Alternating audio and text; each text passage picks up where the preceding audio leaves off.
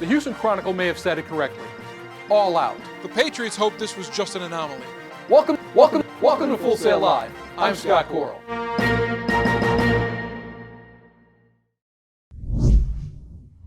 Welcome to Full Sail Live. I'm Scott Koral.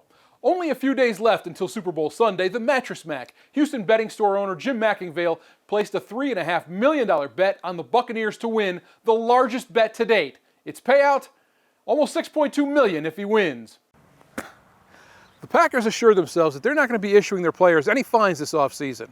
Why? Because workouts and their meetings are all going to be through the World Wide Web. Spring in Milwaukee gives rise to the possibility of tornadoes, and while we didn't have one last night, the winds were strong enough to down trees and power lines, making for an expensive cleanup here in the Milwaukee area. This is what I've heard about the Patriots.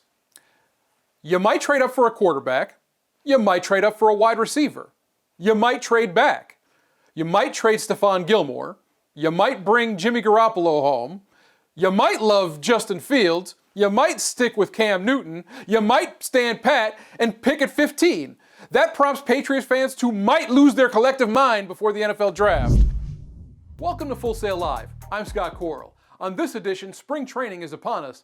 The Jaguars reverse course on a controversial hire, and UCLA gymnastics has a new sensation. But first, I wanted to do this on video as opposed to putting out a statement or doing a press conference or anything like that, because I want you guys to hear it directly from me. I want to speak directly to you and the city of Houston so you can hear the words straight from my mouth. I have sat down with the McNair family and I have asked them for my release, and we have mutually agreed to part ways at this time. The Houston Chronicle may have said it correctly. All out. Likely no Deshaun Watson, now no J.J. Watt. After the Texans' 41-38 loss to the Titans in the final week of the season, the pair left the field apologetic. Good job, brother. I'm sorry. We wasted one of your years. I'm sorry. You should have 11 wins. Good job. Speaking of Watson, he took to Twitter to honor his now former teammate, saying salute to one of the greatest of all time, J.J. Watt. I appreciate you for all the work you put in, and more importantly, the person you are. Any team in the league will be better the day you put on their jersey. Love, my brother. More glory. The 31-year-old Watt has been a member of the Texans since he was selected 11th overall in the 2011 NFL Draft. In his decade in H-Town, Watt was named first-team All-Pro 5 times and won the Walter Payton Man of the Year Award in 2017. The same year, he helped rebuild over 1,000 homes due to damage from Hurricane Harvey. The jockeying to get him began quickly. The Bears' Cordero Patterson wants him in Chicago. According to ESPN's Ed Werder, a dozen teams have already inquired about signing the free agent, including the Browns, Steelers, Bills, and Titans. The Packers are another likely destination as his family hails from suburban Milwaukee. And don't discount the Bears. Watt's wife, Kaylia, plays soccer for the Chicago Red Stars.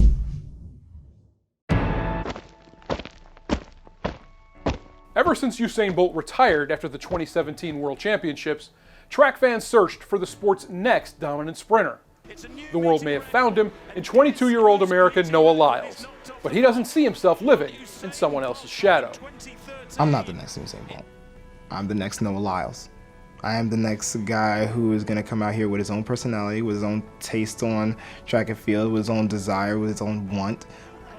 And if I just so happen to break the world record, which I plan to be the best at, then yes, I will. That's probably one of the biggest things that makes him so special is that, you know, he just expects to win. He was built to run. It's just what that's what he was built to do. Except track isn't all Lyles is built to do or be. He's an aspiring rapper, a fashion icon. His brain is sometimes overrun with random things at any one time. Lyles has ADD, and his diagnosis came as no surprise. You are very active, yeah. And you get distracted easier, yeah. And you like to do a lot of multitasking, yeah. But you can't focus on one thing, no. Are you listening to anything I said? No. I can't stop looking at that goldfish behind you. Lyles doesn't worry about overcoming ADD. He lives with it. Thanks to his family, coaches, and even agents, Lyles realizes he's not coping with ADD alone. If you don't have people around you that are protecting you, from the things that the world is trying to break you down with, then you will fall. Trying to do this alone is the biggest uphill struggle you will probably ever face. Lyles conquers ADD. He's also conquering the track.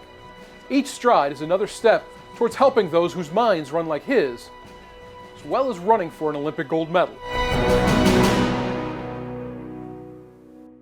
From Lake Forest, I'm Scott Koral. I'll see you on the next edition of Full Sail Live.